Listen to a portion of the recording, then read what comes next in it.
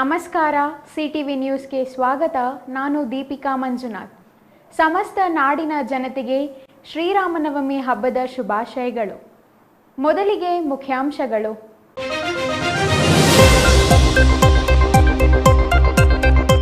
ಜಿಲ್ಲೆಯಾದ್ಯಂತ ಸಂಭ್ರಮದ ರಾಮನವಮಿ. ರಾಮ ಆಂಜನೇಯ ದೇವಾಲಯಗಳಿಗೆ ಭಕ್ತರ ದಂಡು. ಬೀದರ್ ಲೋಕಸಭಾ ಕಾಂಗ್ರೆಸ್ ಅಭ್ಯರ್ಥಿ ಸಾಗರ್ ಖಂಡ್ರೆ ನಾಮಪತ್ರ. ತಂದೆ ಈಶ್ವರ್ ಖಂಡ್ರೆ, ಸಚಿವ ರಹೀಂ ಖಾನ್ ಸಾಥ್. ಮಾಲೂರಿನಲ್ಲಿ ಅದ್ದೂರಿ ಕೋದಂಡರಾಮಸ್ವಾಮಿ ಬ್ರಹ್ಮರಥೋತ್ಸವ. ಹರಿದು ಬಂದ ಜನಸಾಗರ. ದಾರಿ ಅಡ್ಡಗಟ್ಟಿ ದೋಚುತ್ತಿದ್ದ ಖದೀಮರ ಬಂಧನ. ದುಷ್ಕರ್ಮಿಗಳನ್ನು ಹಿಡಿದು ಪೊಲೀಸರಿಗೆ ಒಪ್ಪಿಸಿದ ಸಾರ್ವಜನಿಕರು.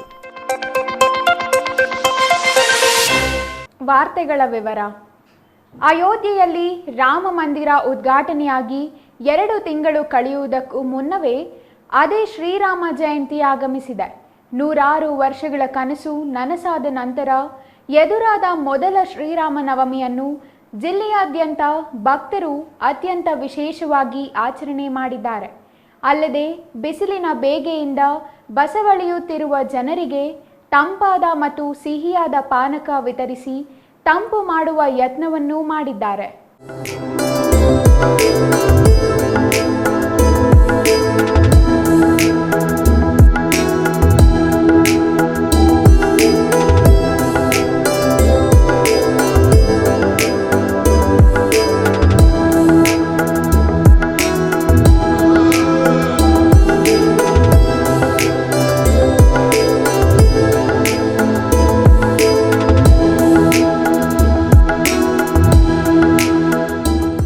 ಹೌದು, ಶ್ರೀರಾಮನವಮಿ ಬರುವುದೇ ಬಿರುಬೇಸಿಗೆಯಲ್ಲಿ.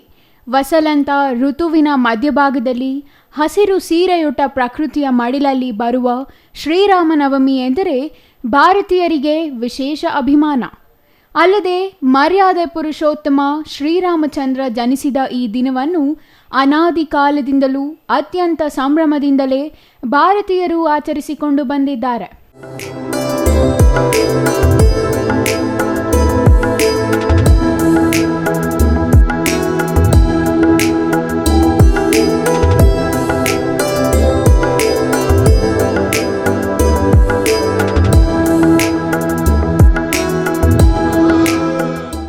ಆದರೆ ಅಯೋಧ್ಯೆಯಲ್ಲಿ ಶ್ರೀರಾಮಚಂದ್ರ ಜನಿಸಿದ ಸ್ಥಳದಲ್ಲಿಯೇ ಶ್ರೀರಾಮನಿಗೆ ಒಂದು ನಿವಾಸವಿಲ್ಲ ಎಂಬ ಕೊರಗು ಅನೇಕ ಭಾರತೀಯರನ್ನು ನಿರಂತರವಾಗಿ ಕಾಡುತ್ತಿತ್ತು.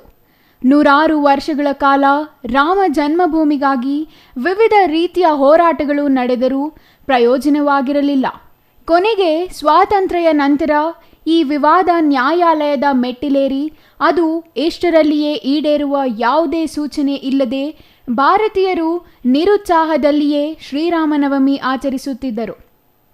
ಆದರೆ ಈ ಬಾರಿಯ ಶ್ರೀರಾಮನವಮಿ ಹಾಗಾಗಲಿಲ್ಲ. ಯಾಕೆಂದರೆ ಶತಮಾನಗಳ ಕನಸು ನನಸಾಗಿದೆ. ಅಯೋಧ್ಯೆಯಲ್ಲಿ ಶ್ರೀರಾಮನ ದೇವಾಲಯ ನಿರ್ಮಾಣವಾಗಿದೆ. ಮಾತ್ರವಲ್ಲ, ಅಲ್ಲಿ ಬಾಲರಾಮನ ವಿಗ್ರಹವೂ ಪ್ರತಿಷ್ಠಾಪನೆಯಾಗಿದೆ. ಹಾಗಾಗಿ ಈ ಬಾರಿಯ ಶ್ರೀರಾಮನವಮಿಗೆ ಭಾರತೀಯರ ಸಂತಸಕ್ಕೆ ಪಾರವೇ ಇಲ್ಲವಾಗಿದೆ.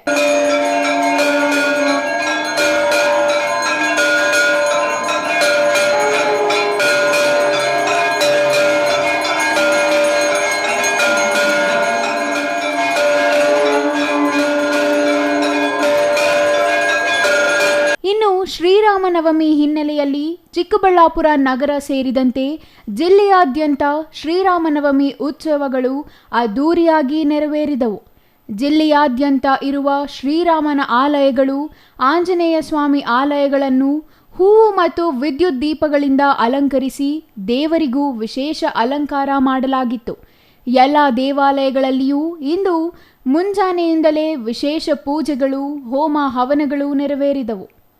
ಅಲ್ಲದೆ ಹಲವು ಗ್ರಾಮಗಳಲ್ಲಿ ಶ್ರೀರಾಮ ಭಜನೆ, ಬೆಟ್ಟು ಸುತ್ತುವ ಭಜನೆಗಳನ್ನು ನಡೆಸಲಾಯಿತು. ಚಿಕ್ಕಬಳ್ಳಾಪುರದ ಶ್ರೀ ಕೋದಂಡರಾಮಸ್ವಾಮಿ ದೇವಾಲಯದಲ್ಲಿ ಇಂದು ಬೆಳಗಿನಿಂದಲೇ ವಿಶೇಷ ಪೂಜೆ ಮತ್ತು ಹವನಗಳನ್ನು ನೆರವೇರಿಸಲಾಯಿತು.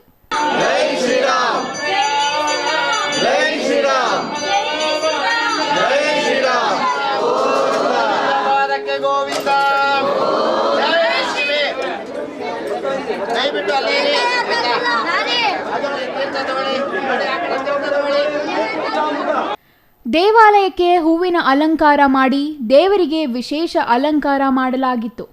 ಬೆಳಗಿನಿಂದಲೇ ಪಾರ ಸಂಖ್ಯೆಯಲ್ಲಿ ಆಗಮಿಸಿದ ಭಕ್ತರು ಶ್ರೀರಾಮನ ದರ್ಶನ ಪಡೆದು ಪುನೀತರಾದರು. ಕೋದಂಡರಾಮಸ್ವಾಮಿ ದೇವಾಲಯದಲ್ಲಿ ಅಲಂಕಾರ, ವಿಶೇಷ ಪೂಜೆಗಳ ಜೊತೆಗೆ ಪಾನಕ, ಕೋಸಂಬರಿ ಸೇವೆಯನ್ನು ರಾಮೂಸ್ ಫರ್ನಿಚರ್ ಮಾಲೀಕ ರಾಮು ಮತ್ತು ಸ್ನೇಹಿತರಿಂದ ಆಯೋಜಿಸಲಾಗಿತ್ತು. ಇವರು ಕುಟುಂಬದೊಂದಿಗೆ ದೇವಾಲಯಕ್ಕೆ ಆಗಮಿಸಿ ಶ್ರೀರಾಮನ ದರ್ಶನ ಪಡೆದರು. ಚಿಕ್ಕಬಳ್ಳಾಪುರ ನಗರದ ಟೌನ್ ಹಾಲ್ ಬಳಿ ಇರುವ ಪಟ್ಟಾಭಿರಾಮ ದೇವಾಲಯ ಮತ್ತು ಪೇಟೆ ಆಂಜನೇಯ ದೇವಸ್ಥಾನಗಳಲ್ಲಿಯೂ ವಿಶೇಷ ಪೂಜೆಗಳು ನಡೆದವು. ಪೇಟೆ ಆಂಜನೇಯ ದೇವಸ್ಥಾನದಲ್ಲಿ ಮಹಿಳಾ ಮಂಡಳಿಯವರು ಶ್ರೀರಾಮನ ಭಕ್ತಿ ಗೀತೆಗಳು ಹಾಡುವ ಮೂಲಕ ವಿಶೇಷತೆ ಮೆರೆದರು. ಎಲ್ಲ ದೇವಾಲಯಗಳಲ್ಲಿಯೂ ಆಗಮಿಸುವ ಭಕ್ತರಿಗೆ ಕೋಸಂಬರಿ, ಪಾನಕ ಮತ್ತು ಮಜ್ಜಿಗೆ ವಿತರಣೆ ಮಾಡಲಾಯಿತು. ದೇವಾಲಯಗಳಿಗೆ ಬರುವ ಭಕ್ತರಿಗಾಗಿ ಅನೇಕ ಮಂದಿ ಪಾನಕ ಮತ್ತು ಕೋಸಂಬರಿಯನ್ನು ವಿತರಿಸುವ ಮೂಲಕ ಬಿಸಿಲಿನ ಬೇಗೆಯಿಂದ ಬಸವಳಿದಿದ್ದ ಜನರಿಗೆ ತಂಪೆರೆಯುವ ಕೆಲಸಕ್ಕೆ ಮುಂದಾದರು. ಇನ್ನು ಚಿಕ್ಕಬಳ್ಳಾಪುರದ ಎಂಜಿ ರಸ್ತೆಯ ಪ್ರಥಮ ದರ್ಜೆ ಕಾಲೇಜಿನ ಮುಂಭಾಗದಲ್ಲಿರುವ 5ನೇ ವಾರ್ಡಿನ ಆಂಜನೇಯ ಸ್ವಾಮಿ ದೇವಾಲಯದಲ್ಲಿ ಇಂದು ವಿಶೇಷ ಪೂಜೆಗಳನ್ನು ನೆರವೇರಿಸಲಾಯಿತು.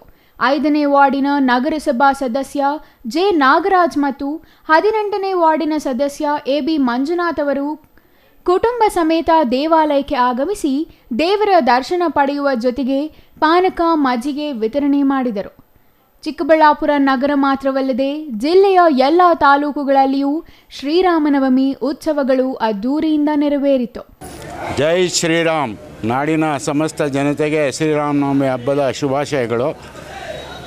ನಮ್ಮ ಕೋದಂಡರಾಮಸ್ವಾಮಿ ದೇವಸ್ಥಾನದಲ್ಲಿ ಪ್ರತಿ ವರ್ಷದಂತೆ ಉಗಾದಿಯಿಂದ ಶುರುವಾಗಿ 8 ದಿನಗಳ ಕಾಲ ಸಾಂಸ್ಕೃತಿಕ ಕಾರ್ಯಕ್ರಮಗಳು ನೆರವೇರುತ್ತೆ. ಈ ದಿನ ವಿಜೃಂಭಣೆಯಾಗಿ ಹೂವಿನ ಅಲಂಕಾರ ಮತ್ತು ಪ್ರಸಾದ ವಿನಿಯೋಗವನ್ನು ವಿತರಿಸಿ ಶ್ರೀರಾಮನವಮಿ ಹಬ್ಬವನ್ನು ವಿಜೃಂಭಣೆಯಿಂದ ಆಚರಿಸುತ್ತೇವೆ. ನಾಳೆ ಒಂದು ದಿವಸ ಏನೂ ಇರುವುದಿಲ್ಲ. 19ನೇ ತಾರೀಕಿಂದ ಮತ್ತೆ ಎಲ್ಲ ರಥೋತ್ಸವಗಳು ನಡೆಯುತ್ತೆ. ಅದರಲ್ಲಿ ವಿಶೇಷವಾಗಿ ಬ್ರಹ್ಮರಥೋತ್ಸವ 23ನೇ ತಾರೀಕು ಮಧ್ಯಾಹ್ನ 1:15 ಗಂಟೆಗೆ ನಡೆಯುತ್ತೆ. ಅದಕ್ಕೆ ಸಕಾಲಕ್ಕೆ ಎಲ್ಲ ಭಕ್ತಾದಿಗಳು ಬಂದು ಆ ಬ್ರಹ್ಮರಥೋತ್ಸವವನ್ನು ಯಶಸ್ವಿಗೊಳಿಸಬೇಕೆಂದು ಸವಿನಯ ಪ್ರಾರ್ಥನೆ. ಈ ದಿನ ಬೆಳಗ್ಗೆಯಿಂದ ಆ ತೇರನ್ನು ನಿಲ್ಲಿಸಿದ್ದಾರೆ. ಮುಂದೆ ಬ್ರಹ್ಮರಥೋತ್ಸವ ತೇರನ್ನು ಮರಗೆಲಸದ ಕಾರ್ಮಿಕರು ಮತ್ತು ಸಾರ್ವಜನಿಕರು ಅವರಿಗೆಲ್ಲ ಬೆಳಗ್ಗೆಯಿಂದ ಪ್ರಸಾದ ವಿನಿಯೋಗ ಮಾಡ್ತಾ ಇದ್ದೀವಿ. ಈ ದಿನ ಇಡೀ ರಾತ್ರಿ 11 ಗಂಟೆ ತನಕ ಪ್ರಸಾದ ವಿನಿಯೋಗ ಇರುತ್ತೆ. ವಿಶೇಷ ಅಲಂಕಾರ ಇರುತ್ತೆ, ಪೂಜಾ ಕೈಂಕರ್ಯಗಳು ನಡೆಯುತ್ತೆ. ಅದಕ್ಕೆ ಎಲ್ಲ ಭಕ್ತಾದಿಗಳು ಸಕಾಲಕ್ಕೆ ಆಗಮಿಸಿ ದೇವರ ಕೃಪೆಗೆ ಪಾತ್ರ ಆಗಬೇಕಂತ ವಿನಂತಿ ಮಾಡಿ. ಬಾಗೇಪಲ್ಲಿ ತಾಲೂಕಿನ ಕದಿರನ್ನಗಾರಿಪಲ್ಲಿ ಗ್ರಾಮದ ಯುವಕರು ಗಡಿದಿಂ ಬೆಟ್ಟ ಸುತ್ತುವ ಆಚರಣೆಯನ್ನು ಮುಂದುವರಿಸಿದರು. ಪ್ರತಿ ಶ್ರೀರಾಮನವಮಿಯ ದಿನ ಶ್ರೀರಾಮನ ಭಜನೆ ಮಾಡುತ್ತಾ ಈ ಗ್ರಾಮದ ಯುವಕರು ಗಡಿದಿಂ ಬೆಟ್ಟವನ್ನು ಒಂದು ಸುತ್ತು ಹಾಕುವುದು ಅನಾದಿ ಕಾಲದಿಂದಲೂ ಇರುವ ಸಂಪ್ರದಾಯವಾಗಿದೆ. 100 ವರ್ಷಗಳಿಂದ ಈ ಆಚರಣೆ ನಡೆಯುತ್ತಿದ್ದು, ಹೀಗೆ ಬೆಟ್ಟ ಸುತ್ತುವಾಗ ಬೆಟ್ಟದ ಸುತ್ತ ಇರುವ ದೇವಾಲಯಗಳಲ್ಲಿ ಪೂಜೆ ಮಾಡಿ ಮುಂದುವರಿಯುವುದು ರೂಢಿಯಾಗಿದೆ. 100 ಎಕರೆ ವಿಸ್ತೀರ್ಣದಲ್ಲಿರುವ ಈ ಬೆಟ್ಟವನ್ನು ಮುಂಜಾನೆಯೇ ಹೊರಟು ಮಧ್ಯಾಹ್ನದ ವೇಳೆಗೆ ಸುತ್ತಿ ಬರುವುದು ರೂಢಿಯಾಗಿದೆ. ಒಟ್ನಲ್ಲಿ ಅಯೋಧ್ಯೆಯಲ್ಲಿ ಶ್ರೀರಾಮ ಮಂದಿರ ನಿರ್ಮಾಣದ ನಂತರ ಮೊದಲ ಬಾರಿಗೆ ಎದುರಾಗಿರುವ ಶ್ರೀರಾಮನವಮಿ ಪ್ರಯುಕ್ತ ಜಿಲ್ಲೆಯಾದ್ಯಂತ ಇರುವ ಎಲ್ಲ ಶ್ರೀರಾಮ ಮತ್ತು ಆಂಜನೇಯ ದೇವಾಲಯಗಳಲ್ಲಿ ವಿಶೇಷ ಅಲಂಕಾರ ಮತ್ತು ಪೂಜೆಗಳನ್ನು ನಡೆಸಲಾಗಿದೆ. ಎಲ್ಲ ಕಡೆಯೂ ಪಾನಕ, ಕೋಸಂಬರಿ, ಮಜ್ಜಿಗೆ ವಿತರಣೆ ಅದ್ದೂರಿಯಾಗಿ ನಡೆಸಲಾಗಿದೆ. Jangalahalli Ashwath, CTV news, Chikkaballapur.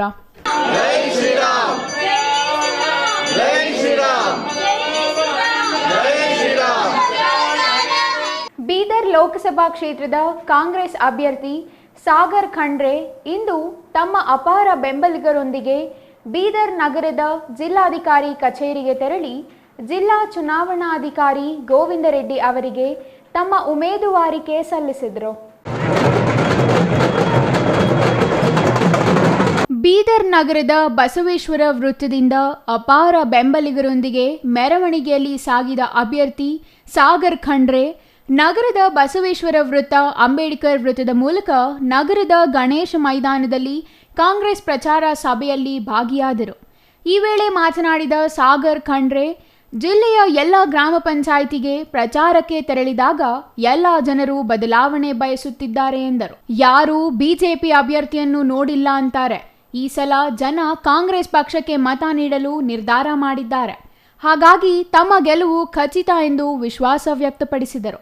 ಜಿಲ್ಲಾ ಉಸ್ತುವಾರಿ ಸಚಿವ ಈಶ್ವರ್ ಖಂಡ್ರೆ, ಪೌರಾಡಳಿತ ಸಚಿವ ರಹೀಂ ಖಾನ್, ಎಂಎಲ್ಸಿ ಅರವಿಂದ್ ಕುಮಾರ್ ಅರಳಿ, ಮಾಜಿ ಸಚಿವ ರಾಜಶೇಖರ್ ಪಾಟೀಲ್ ಈ ವೇಳೆ ಸಾಥ್ ನೀಡಿದರು. ಇವತ್ತಿನ ದಿವಸ 17ನೇ ತಾರೀಕಿಗೆ ನಾವು ನಮ್ಮ ನಾಮಪತ್ರವನ್ನು ಸಲ್ಲಿಸಿದ್ದೇವೆ. ನಮ್ಮೆಲ್ಲ ನಾಯಕರ ಜೊತೆ, ನಮ್ಮ ಬಿಫಾರ್ಮ್ ಜೊತೆ, ಮತ್ತೆ ಇವಾಗ ರ್ಯಾಲಿ ಮುಖಾಂತರ ನಾವು ಗಣೇಶ್ ಮೈದಾನಕ್ಕೆ ಹೋಗ್ತಾ ಇದ್ದೀವಿ. ಅಲ್ಲಿ ಒಂದು ಸಮಾವೇಶ ಮಾಡ್ತಿದ್ದೀವಿ. ನಮ್ಮ ಎಲ್ಲ ಕಾಂಗ್ರೆಸ್ ಪಕ್ಷದ ಮುಖಂಡರು ಹಾಗೂ ಕಾರ್ಯಕರ್ತರು ಹೆಚ್ಚಿನ ಸಂಖ್ಯೆಯಲ್ಲಿ ಬಂದಿದ್ದಾರೆ ನಮಗೆ ಆಶೀರ್ವಾದ ಮಾಡುವುದಕ್ಕೆ. ಅದಕ್ಕೆ ಬೀದರ್ ಜಿಲ್ಲೆಯ ಜನತೆ ಕೂಡ ನಮಗೆ ಇದೇ ರೀತಿ ಆಶೀರ್ವಾದ ಮಾಡ್ತಾರೆ ಅಂತ ಅನ್ನೋದು ನಮಗೆ ನಂಬಿಕೆ ಇದೆ ಅಂತ ನಾನು ಹೇಳೋದಕ್ಕೆ ಬಯಸ್ತೇನೆ. ಕ್ಯಾಂಪೇನಲ್ಲಿ ಎಲ್ಲ ಒಳ್ಳೆ ರೀತಿಯ ರೆಸ್ಪಾನ್ಸ್ ಸಿಗ್ತಾ ಇದೆ. ಎಲ್ಲ ಪಂಚಾಯತ್ಗಳಲ್ಲಿ ನಾವು ವಿಸಿಟ್ ಮಾಡ್ತೇವೆ. ಎಲ್ಲ ಪಂಚಾಯತ್ಗಳಲ್ಲಿ ಬದಲಾವಣೆ ಬಯಸ್ತಾ ಇದ್ದಾರೆ. ಯುವಕರು ಒಂದು ಹೊಸ ಮುಖ ನೋಡ್ಬೇಕಂತ ಇದ್ದಾರೆ.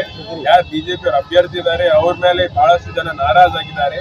ನಾನು ಒಂದು ಪ್ರಶ್ನೆ ಕೇಳ್ತೀನಿ, ಎಲ್ಲಾ ಪಂಚಾಯತ್ಗಳಿಗೆ ಹೋಗಿದಾಗ ನೀವು ಎಷ್ಟು ಜನ ಅವ್ರ ಮುಖ ನೋಡಿದ್ದೀರ ಅಂತಂದ್ರೆ 99% ಯಾರು ಅವ್ರಿಗೆ ಇನ್ನೂ ತನಕ ನೋಡಿಲ್ಲ. ಫೋನ್ ಮೇಲೆ ನೋಡಿರ್ಬೋದು, ವಾಟ್ಸ್ಆಪ್ ಫೇಸ್ಬುಕ್ ಮೇಲೆ ನೋಡಿರ್ಬೋದು, ಆದ್ರೆ face to face real life ಅಲ್ಲಿ ಇನ್ನೂ ಯಾರು ನೋಡಿಲ್ಲ. ಅವ್ರು ಎಷ್ಟೋ ಜನ ಹೇಳ್ತಾರೆ ಇನ್ನು ಅವ್ರ ಊರಿಗೆ ಬಂದಿಲ್ಲ, ಪಂಚಾಯತಿಗೆ ಬಂದಿಲ್ಲ, ಅನುದಾನ ಕೊಟ್ಟಿಲ್ಲ ಅಂತ. ಅದಕ್ಕೆ ಎಲ್ಲರೂ ಬದಲಾವಣೆ ಬಯಸ್ತಾ ಇದ್ದಾರೆ. ಎಲ್ರಿಗೂ ರಾಮನವಮಿ ಹಬ್ಬದ ಹಾರ್ದಿಕ ಶುಭಾಶಯಗಳು. ಚಂದ್ರಯ್ಯ ಸ್ವಾಮಿ, ಸಿಟಿವಿ ನ್ಯೂಸ್, ಬೀದರ್. ಶ್ರೀರಾಮನವಮಿ ಅಂಗವಾಗಿ ಮಾಲೂರಿನ ಕೋದಂಡರಾಮಸ್ವಾಮಿ ಬ್ರಹ್ಮರಥೋತ್ಸವ ಮತ್ತು ಶ್ರೀರಾಮ ಕಲ್ಯಾಣೋತ್ಸವ ಅದ್ದೂರಿಯಾಗಿ ನಡೆಯಿತು. ಮಾಲೂರು ತಾಲೂಕಿನ ಯಶವಂತಪುರ ಗ್ರಾಮದಲ್ಲಿ ಇತಿಹಾಸ ಪ್ರಸಿದ್ಧ ಶ್ರೀ ಕೋದಂಡರಾಮಸ್ವಾಮಿ ದೇವಾಲಯ ಅನಾದಿಯಾಗಿ ನೆಲೆಗೊಂಡಿದೆ. ಧಾರ್ಮಿಕ ದತ್ತಿ ಇಲಾಖೆಗೆ ಒಳಪಡುವ ಶ್ರೀ ಕೋದಂಡರಾಮಸ್ವಾಮಿ ದೇವಾಲಯ 500 ವರ್ಷಗಳ ಇತಿಹಾಸ ಹೊಂದಿದ್ದು, ಇಂದು ಶ್ರೀರಾಮನವಮಿ ಅಂಗವಾಗಿ ಬ್ರಹ್ಮರಥೋತ್ಸವ ಮತ್ತು ಶ್ರೀರಾಮ ಕಲ್ಯಾಣೋತ್ಸವ ಅದ್ದೂರಿಯಾಗಿ ನೆರವೇರಿತು. ಬುಧವಾರ ನಡೆದ ಬ್ರಹ್ಮರಥೋತ್ಸವದಲ್ಲಿ ಯಶವಂತಪುರ ಗ್ರಾಮಸ್ಥರು ಮತ್ತು ಸುತ್ತಮುತ್ತಲಿನ ಗ್ರಾಮಗಳ ಭಕ್ತಾದಿಗಳು ಹೆಚ್ಚಿನ ಸಂಖ್ಯೆಯಲ್ಲಿ ಪಾಲ್ಗೊಂಡಿದ್ದರು.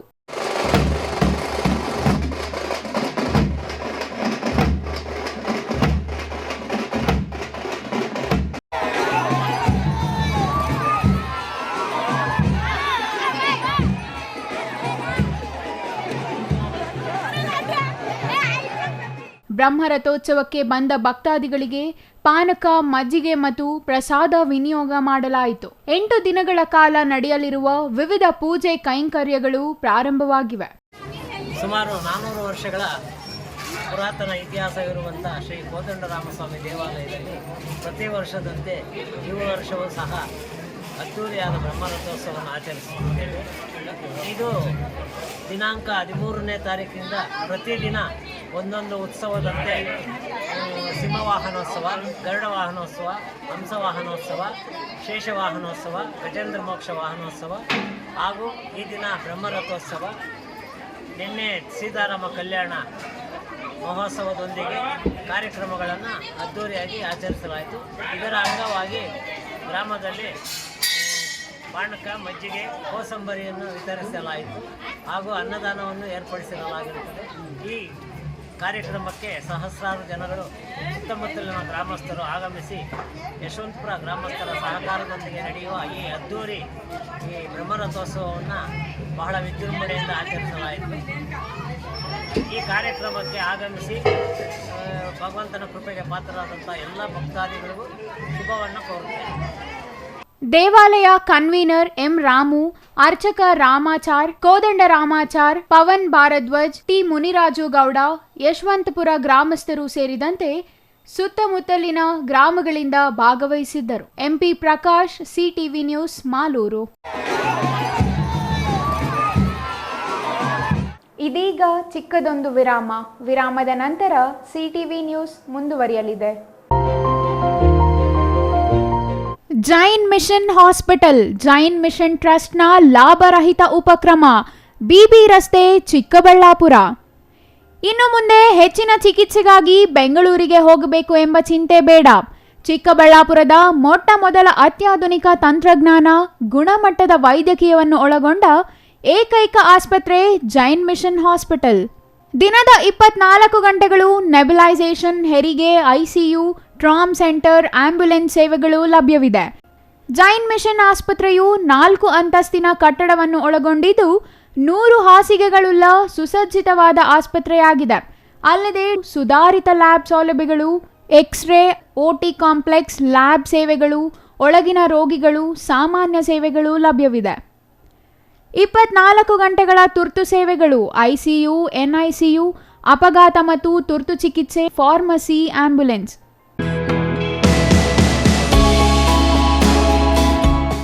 ಶ್ರೀ ಚಾಮವಿ ಪಾರ್ಟಿ ಹಾಲ್, 4ನೇ ಮಹಡಿ, ಶ್ರೀ ಚಾಮವಿ ಕಾಂಪ್ಲೆಕ್ಸ್, ಗೆರಿಯಾ ಶೋರೂಮ್ನ ಮೇಲೆ, ನಂಬರ್ 232T, ಬಿಬಿ ರಸ್ತೆ, Chikkaballapur.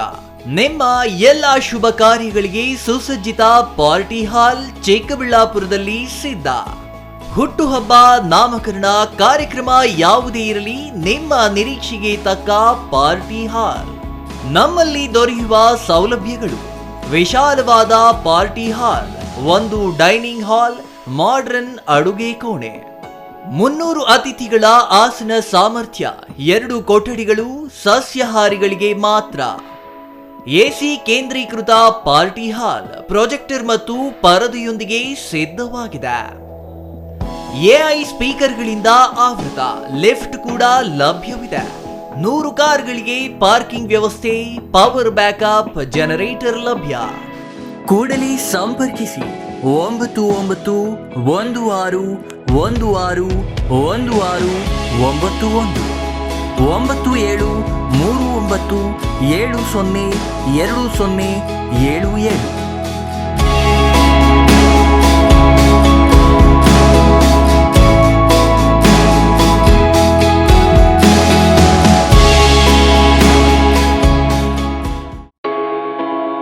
Newton integrated PU college Chikkaballapur. ದಾಖಲಾತಿಗಳು ಪ್ರಾರಂಭವಾಗಿದ್ದು ಸೈನ್ಸ್ PCMB, PCMC ಹಾಗೂ ಕಾಮರ್ಸ್ EBAC. ಅತಿ ಕಡಿಮೆ ಶುಲ್ಕ ಮತ್ತು 20 ವರ್ಷಗಳ ಅನುಭವವಿರುವ ಅಧ್ಯಾಪಕರು. ಸತತ 4 ವರ್ಷಗಳಿಂದ 100ಕ್ಕೆ 100ರಷ್ಟು ಫಲಿತಾಂಶ ಪಡೆದಿದ್ದು ಜಿಲ್ಲೆ ಮತ್ತು ತಾಲೂಕಿಗೆ ಪ್ರಥಮ ಸ್ಥಾನವನ್ನು ಪಡೆದುಕೊಂಡಿರುವ ಏಕೈಕ ಸಂಸ್ಥೆ. ಪ್ರತಿನಿತ್ಯ ಸಂಜೆ 5ರಿಂದ 7 ಗಂಟೆವರೆಗೆ ನಿರಂತರ 8 ತಿಂಗಳು JEE, ನೀಟ್, CET ತರಗತಿಗಳನ್ನು ನಡೆಸುತ್ತಿದ್ದು ಪ್ರಸ್ತುತ ವರ್ಷದ ಸರ್ಕಾರಿ ಕೋಟಾದಲ್ಲಿ ಶಶಿಪ್ರಸಾದ್ ಮತ್ತು ಮೌನಿಕಾ ಇಬ್ಬರು ವಿದ್ಯಾರ್ಥಿಗಳು ಅಂಬೇಡ್ಕರ್ ಮೆಡಿಕಲ್ ಕಾಲೇಜು ಬೆಂಗಳೂರು ಮತ್ತು ಸುಬ್ಬಯ್ಯ ಮೆಡಿಕಲ್ ಕಾಲೇಜು ಶಿವಮೊಗ್ಗದಲ್ಲಿ ದಾಖಲಾತಿ ಪಡೆದಿರುತ್ತಾರೆ. ಇಂದೇ ನಿಮ್ಮ ಮಕ್ಕಳನ್ನು ಸೇರಿಸಿ. ವಿರಾಮದ ನಂತರ ಮತ್ತೆ CTV ನ್ಯೂಸ್ಗೆ ಸ್ವಾಗತ. ರಾತ್ರಿ ವೇಳೆ ಸಾರ್ವಜನಿಕರನ್ನು ಬೆದರಿಸಿ ಹಣ ಮತ್ತು ಮೊಬೈಲ್ ಸುಲಿಗೆ ಮಾಡುತ್ತಿದ್ದ 3 ದರೋಡೆಕೋರರನ್ನು ದೊಡ್ಡಬಳ್ಳಾಪುರ ಗ್ರಾಮಾಂತರ ಪೊಲೀಸರು ಬಂಧಿಸಿದ್ದಾರೆ. ರಾತ್ರಿಯ ವೇಳೆ ಹೆದ್ದಾರಿಯಲ್ಲಿ ಇದ್ದು ಹೋಗಿ ಬರುವ ಪ್ರಯಾಣಿಕರನ್ನು ತಡೆದು ಲೂಟಿ ಮಾಡುತ್ತಿದ್ದ ದುಷ್ಕರ್ಮಿಗಳ ಹಿಡಿದು ಪೊಲೀಸರಿಗೆ ಜನರೇ ಒಪ್ಪಿಸಿದ್ದು ಇದರಿಂದ ಈ ಭಾಗದ ಜನರು ನಿಟ್ಟುಸಿರು ಬಿಡುವಂತಾಗಿದೆ.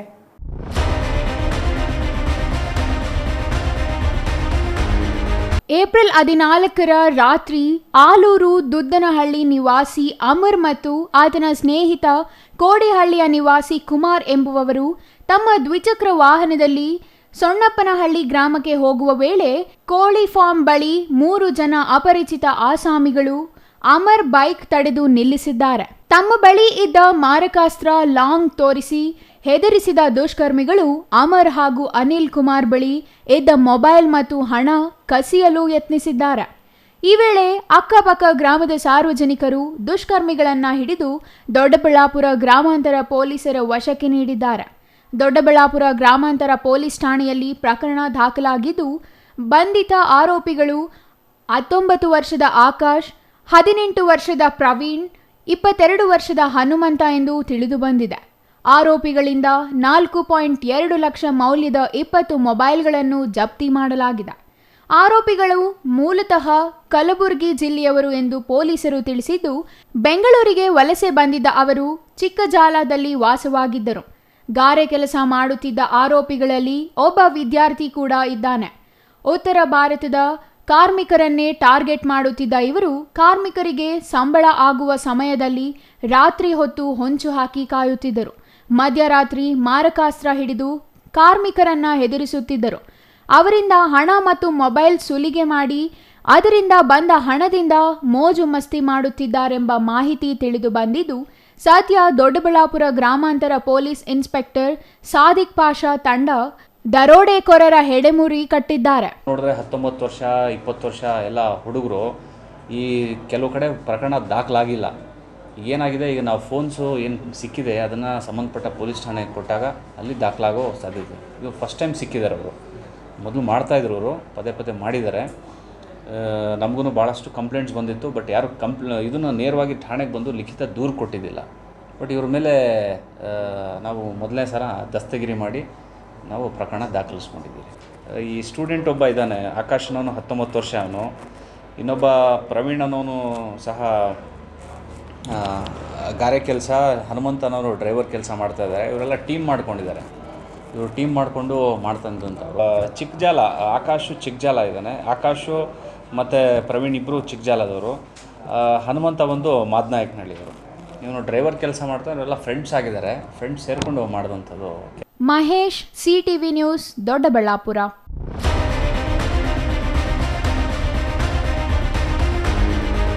ಲೋಕಸಭಾ ಚುನಾವಣೆಯಲ್ಲಿ ಮತದಾನದ ಪ್ರಮಾಣವನ್ನು ಹೆಚ್ಚಳ ಮಾಡುವ ನಿಟ್ಟಿನಲ್ಲಿ ಮತದಾರರಿಗೆ ಜಾಗೃತಿ ಮೂಡಿಸಲು ಸ್ವೀಪ್ ಸಮಿತಿಯಿಂದ ಹಲವು ವಿಭಿನ್ನ ಕಾರ್ಯಕ್ರಮ ಕೈಗೊಳ್ಳಲಾಗಿದೆ ಎಂದು ರಾಜ್ಯ ಸ್ವೀಪ್ ನೋಡಲ್ ಅಧಿಕಾರಿ PS ವಸ್ತ್ರದ್ ತಿಳಿಸಿದರು.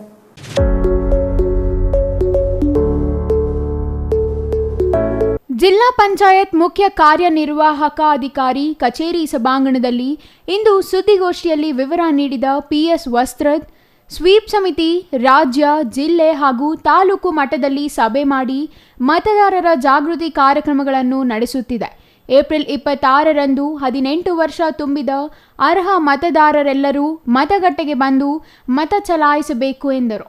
ಮತಗಟ್ಟೆಗಳಲ್ಲಿ ರ್ಯಾಂಪ್, ಗಾಲಿ ಕುರ್ಚಿ, ನೆರಳಿನ ವ್ಯವಸ್ಥೆ ಸೇರಿದಂತೆ ಮೂಲ ಸೌಕರ್ಯಗಳನ್ನು ಒದಗಿಸಲಾಗಿದೆ.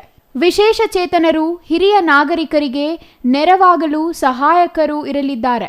ಎಪಿಕ್ ಕಾರ್ಡ್ ಇಲ್ಲದಿದ್ದಲ್ಲಿ ಚುನಾವಣಾ ಆಯೋಗ ನಿಗದಿಪಡಿಸಿರುವ ಪರ್ಯಾಯ ದಾಖಲೆ, ಗುರುತಿನ ಚೀಟಿಗಳನ್ನು ತೆಗೆದುಕೊಂಡು ಹೋಗಿ ಮತ ಚಲಾಯಿಸಬಹುದು ಎಂದು ನೋಡಲ್ ಅಧಿಕಾರಿಗಳು ತಿಳಿಸಿದರು. ಈ ಬಾರಿ 5 ಸಖಿ ಮತಗಟ್ಟೆ ತೆರೆಯಲಾಗುತ್ತಿದೆ. ಈ ಮತಗಟ್ಟೆಗಳಲ್ಲಿ ಅಧಿಕಾರಿ, ಸಿಬ್ಬಂದಿ, ಪೊಲೀಸರು ಎಲ್ಲರೂ ಸಹ ಮಹಿಳೆಯರೇ ಆಗಿರುತ್ತಾರೆ. ಪ್ರತಿ ವಿಧಾನಸಭಾ ಕ್ಷೇತ್ರದಲ್ಲಿ ಒಂದು ಯುವ ಮತಗಟ್ಟೆ ಇದ್ದು ಇಲ್ಲಿಯೂ ಯುವ ಅಧಿಕಾರಿ, ಸಿಬ್ಬಂದಿ ನಿಯೋಜಿತರಾಗಿದ್ದಾರೆ. ದಿವ್ಯಾಂಗ ಮತಗಟ್ಟೆಯೂ ಸಹ ಇರಲಿದ್ದು ಇಲ್ಲಿಗೆ ವಿಶೇಷ ಚೇತನರ ಅಧಿಕಾರಿ, ಸಿಬ್ಬಂದಿ ಕರ್ತವ್ಯ ನಿರ್ವಹಿಸಲಿದ್ದಾರೆ.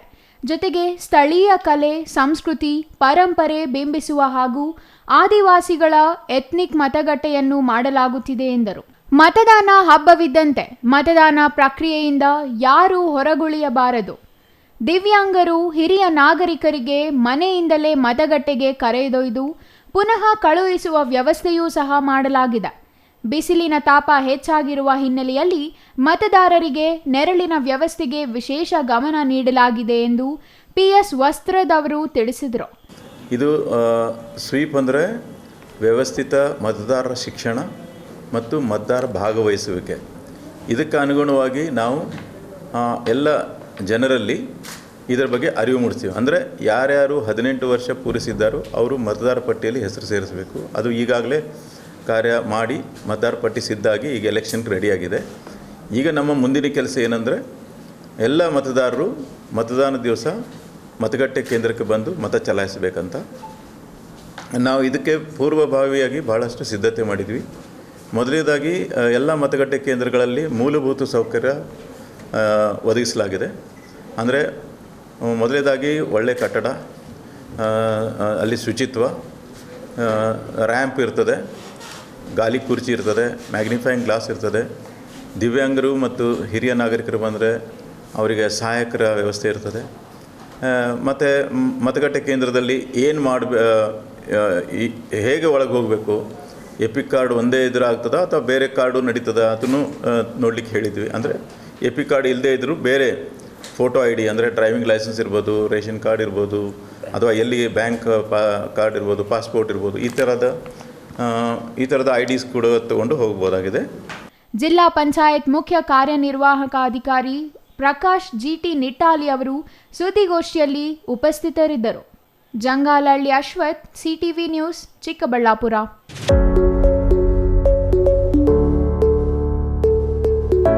ಇದೀಗ ಚಿಕ್ಕದೊಂದು ವಿರಾಮದ ನಂತರ ಸಿಟಿವಿ ನ್ಯೂಸ್ ಮುಂದುವರಿಯಲಿದೆ.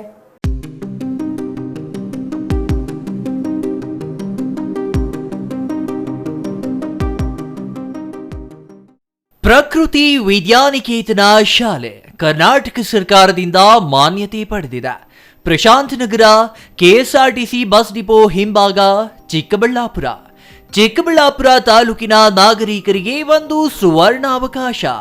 ದಾಖಲಾತಿ ಪ್ರಾರಂಭವಾಗಿದೆ. ಪ್ರೀ ನರ್ಸರಿ, ಎಲ್ಕೆಜಿ, ಯುಕೆಜಿ ಹಾಗೂ 1ನೇ ತರಗತಿಯಿಂದ 10ನೇ ತರಗತಿಯವರೆಗೆ ನಮ್ಮ ಶಿಕ್ಷಣ ಸಂಸ್ಥೆಯ ವೈಶಿಷ್ಟ್ಯಗಳು: ನುರಿತ ಅರ್ಹತೆಯುಳ್ಳ ಹಾಗೂ ಅನುಭವಿ ಪದವೀಧರ ಶಿಕ್ಷಕರ, ಎಲ್ಕೆಜಿಯಿಂದಲೇ ಕಂಪ್ಯೂಟರ್ ಶಿಕ್ಷಣ, ಮಕ್ಕಳಿಗೆ ಉತ್ತಮ ಶಾಲಾ ಬಸ್ ವ್ಯವಸ್ಥೆ, ನಾಟಕ, ಸಂಗೀತ, ನೃತ್ಯ, ಯೋಗ ತರಗತಿಗಳ ಮೂಲಕ ಮಕ್ಕಳಿಗೆ ಪಠ್ಯೇತರ ಚಟುವಟಿಕೆಗಳಲ್ಲಿ ಆಸಕ್ತಿ ಮೂಡಿಸುವುದು, ಪ್ರತ್ಯೇಕ ಪ್ರಯೋಗಾಲಯ ಮತ್ತು ಉತ್ತಮ ಆಟದ ಮೈದಾನ, ಮಕ್ಕಳ ಬೌದ್ಧಿಕ ಹಾಗೂ ದೈಹಿಕ ಬೆಳವಣಿಗೆಗೆ ಸಹಕಾರಿಯಾಗುವ ಅತ್ಯುತ್ತಮ ಗುಣಮಟ್ಟದ ಗ್ರಂಥಾಲಯ, ಪ್ರತಿ ತರಗತಿಯಲ್ಲೂ ಸಿಸಿ ಕ್ಯಾಮೆರಾ ಅಳವಡಿಕೆ, ಸ್ಮಾರ್ಟ್ ಅಂಡ್ ಇಂಟರ್ನೆಟ್ ತರಗತಿಗಳ ಮೂಲಕ ನೂತನ ವಿಧಾನದಿಂದ ಕಲಿಕೆಯಲ್ಲಿ ಹಿಂದುಳಿದ ಮಕ್ಕಳಿಗೆ ವಿಶೇಷ ತರಗತಿ ಏರ್ಪಡಿಸಲಾಗುವುದು. ಹೆಚ್ಚಿನ ವಿವರಗಳಿಗಾಗಿ ಸಂಪರ್ಕಿಸಿ ವೈವಿ ಆನಂದ್, ಎಂಎಸ್ಸಿ, ಕಾರ್ಯದರ್ಶಿ, ಪ್ರಾಂಶುಪಾಲರು.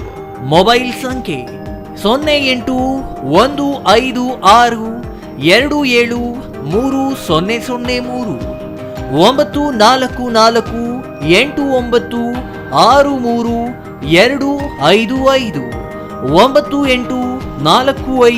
9845497729.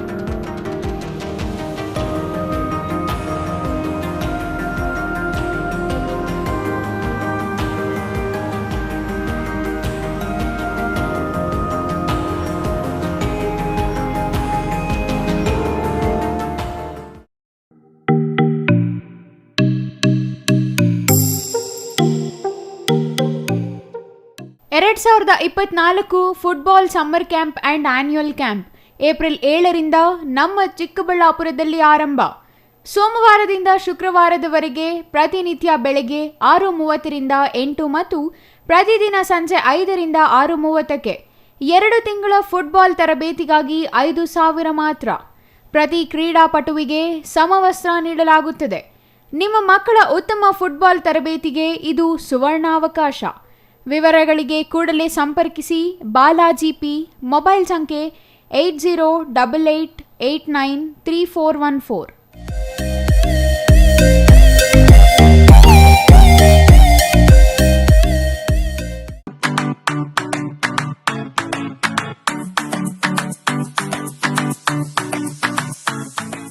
ವಿಷಯ ಗೊತ್ತಾಯ್ತಾ? ಮನೆ ಇಂಟೀರಿಯರ್ಸ್ಗೂ ಸಹ ಇವಾಗ EMI ಪೇ ಮಾಡಬಹುದು. ಮನೆ ಕಚ್ಚಿದ ಮೇಲೆ ಇಂಟೀರಿಯರ್ಗೆ ತುಂಬಾನೇ ತಲೆ ಕೆಡ್ಸ್ಕೊತೀವಿ. ಯುನೀಕ್ ಆಗಿರ್ಬೇಕು, ಡಿಫ್ರೆಂಟ್ ಆಗಿರ್ಬೇಕು, ಮಾಡರ್ನ್ ಆಗಿರ್ಬೇಕು ಅಂತ. ಇದಕ್ಕೆಲ್ಲ ಒಂದು ಸೂಪರ್ ಸೊಲ್ಯೂಷನ್ ಕೊಡಬೇಕು ಅಂದ್ರೆ SMH hardware and innovations Chikkaballapur. ಇಡೀ ಬ್ಯಾಂಗ್ಳೂರಲ್ಲಿ ಕಂಪೇರ್ ಮಾಡಿದ್ರೆ ಇವ್ರು ಕೊಡೋ ರೇಟ್ಸ್ ತುಂಬಾನೇ ಅಫೋರ್ಡಬಲ್. ಇವ್ರದೇ ಆದಂತ ಸ್ವಂತ ಮ್ಯಾನುಫ್ಯಾಕ್ಚರಿಂಗ್ ಯೂನಿಟ್ ಇದೆ. Make in India, 25 years of experience. 80% of their clients ಬ್ಯಾಂಗ್ಳೂರಲ್ಲೇ ಇರೋದು. ನಿಮ್ ಮನೆಗೆ ಬಂದು ವಿಸಿಟ್ ಮಾಡಿ ನಿಮ್ಗೆ ನೀಟ್ ಆಗಿ ಡಿಸೈನ್ ಮತ್ತು ಎಕ್ಸ್ಪ್ಲನೇಷನ್ ಮಾಡಿ ಯಾವ ತರ ಮಾಡಬಹುದು ಅಂತ ಕ್ಲಾರಿಟಿನೂ ಕೊಡ್ತಾರೆ. ಇಂಟೀರಿಯರ್ಸ್ ಗೆ ಬೇಕಿರೋ ಎಲ್ಲ ಐಟಮ್ ಇವ್ರ ಹತ್ರ ಸಿಗುತ್ತೆ. You will get it at the very best price ಅಂತಾನೆ ಹೇಳ್ಬೋದು. ಮನೆ ಹೊಸ್ಲಿಂದ ಹಿಡಿದು ಹಾಲ್, ಬೆಡ್ರೂಮ್, ಕಿಚನ್ ಎಲ್ಲಾನು ಇವ್ರ ಹತ್ರ ನೀಟ್ ಆಗಿ ಡಿಸೈನ್ ಮಾಡ್ಕೋಬಹುದು. ಈ ವಿಡಿಯೋನ ಬೇಗ ನಿಮ್ ಫ್ರೆಂಡ್ಸ್ ಅಂಡ್ ಫ್ಯಾಮಿಲೀಸ್ಗೆ ಶೇರ್ ಮಾಡಿ, ತುಂಬಾನೇ ಯೂಸ್ ಆಗುತ್ತೆ.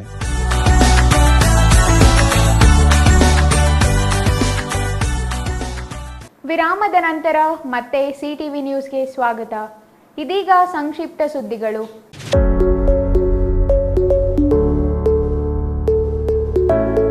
ಶ್ರೀರಾಮನವಮಿ ಹಬ್ಬದ ಪ್ರಯುಕ್ತ ಎಲ್ಲೆಡೆ ರಾಮನಾಮ ಜಪ, ಹೆಸರುಬೇಳೆ, ಪಾನಕ ವಿತರಣೆ ಮಾಡಲಾಯಿತು.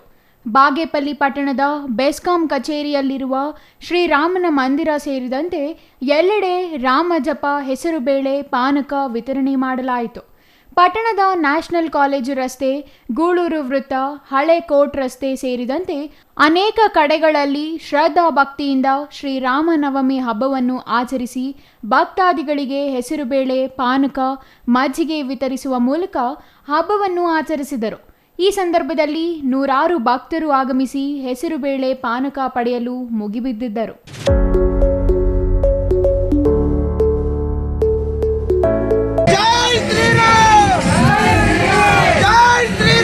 ಇಂದು ಶ್ರೀರಾಮನವಮಿ ಐತಿಹಾಸಿಕ ದಿನ. ಜೈವೀರ ಹನುಮಾನ್ ಪಾದವಿಟ್ಟ ಪುಣ್ಯಭೂಮಿ ಹಾಗೂ ಸದ್ಗುರು ಸಿದ್ಧಾರೂಢರ ಪವಿತ್ರ ಜನ್ಮ ಭೂಮಿಯಾಗಿರುವ ಐತಿಹಾಸಿಕ ಗ್ರಾಮ ಬೀದರ್ ಜಿಲ್ಲೆಯ ಚಳಕಾಪುರಕ್ಕೆ ಬಿಜೆಪಿ ಅಭ್ಯರ್ಥಿ ಭಗವಂತ ಖೂಬಾ ಭೇಟಿ ನೀಡಿ ರಾಮ ಭಕ್ತ ಹನುಮನ ದರ್ಶನ ಪಡೆದು ಪ್ರಭು ಶ್ರೀರಾಮ ಭಕ್ತರೊಂದಿಗೆ ರಾಮನವಮಿ ಉತ್ಸವದಲ್ಲಿ ಭಾಗಿಯಾಗಿದ್ದರು. ಈ ಭಾಗದ ಆರಾಧ್ಯ ದೈವ ಸದ್ಗುರು ಶ್ರೀ ಸಿದ್ಧಾರೂಢರ ಜನ್ಮದಿನವಾಗಿರುವ ಹಿನ್ನೆಲೆಯಲ್ಲಿ ಆಯೋಜಿಸಲಾದ ಕಾರ್ಯಕ್ರಮದಲ್ಲಿ ಪಾಲ್ಗೊಂಡು ಪೂಜ್ಯರಾದ ಶ್ರೀ ಶಿವಕುಮಾರ್ ಮಹಾಸ್ವಾಮೀಜಿಯವರ ದರ್ಶನ ಮತ್ತು ಆಶೀರ್ವಾದವನ್ನು ಕೇಂದ್ರ ಸಚಿವರು ಹಾಗೂ ಬೀದರ್ ಲೋಕಸಭಾ ಕ್ಷೇತ್ರದ ಅಭ್ಯರ್ಥಿಯೂ ಆಗಿರುವ ಭಗವಂತ ಖೂಬಾ ಅವರು ಪಡೆದರು.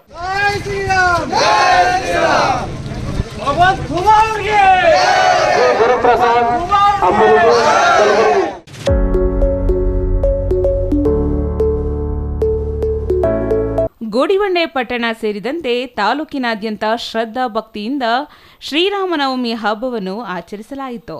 ದೇವಾಲಯದ ಮುಂಭಾಗ ಪಾನಕ, ಕೋಸಂಬರಿ ಹಂಚುವ ಮೂಲಕ ಶ್ರೀರಾಮನವಮಿಯನ್ನು ಭಕ್ತಾದಿಗಳು ಭಕ್ತಿಯಿಂದ ಆಚರಿಸಿದರು. ಗೋಡಿಬಂಡೆ ಪಟ್ಟಣದ ಸಾರ್ವಜನಿಕ ಆಸ್ಪತ್ರೆ ಬಳಿ ಇರುವ ಅಭಯ ಆಂಜನೇಯ ಸ್ವಾಮಿ ದೇವಾಲಯ, ಐತಿಹಾಸ ಪ್ರಸಿದ್ಧ ವಾಬಸಂದ್ರ ಆಂಜನೇಯ ಸ್ವಾಮಿ ದೇವಾಲಯ, ಕಣಿವೆ ಬಳಿಯ ಆಂಜನೇಯ ಸ್ವಾಮಿ ದೇವಾಲಯ ಸೇರಿದಂತೆ ತಾಲೂಕಿನಾದ್ಯಂತ ಎಲ್ಲ ದೇವಾಲಯಗಳಲ್ಲಿ ಪಾನಕ, ಕೋಸಂಬರಿ ಹಂಚುವ ಮೂಲಕ ರಾಮನವಮಿಯನ್ನು ಆಚರಣೆ ಮಾಡಲಾಯಿತು.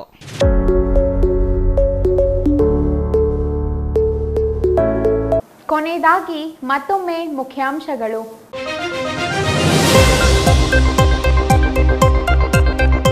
ಜಿಲ್ಲೆಯಾದ್ಯಂತ ಸಂಭ್ರಮದ ರಾಮನವಮಿ, ರಾಮ ಆಂಜನೇಯ ದೇವಾಲಯಗಳಿಗೆ ಭಕ್ತರ ದಂಡು.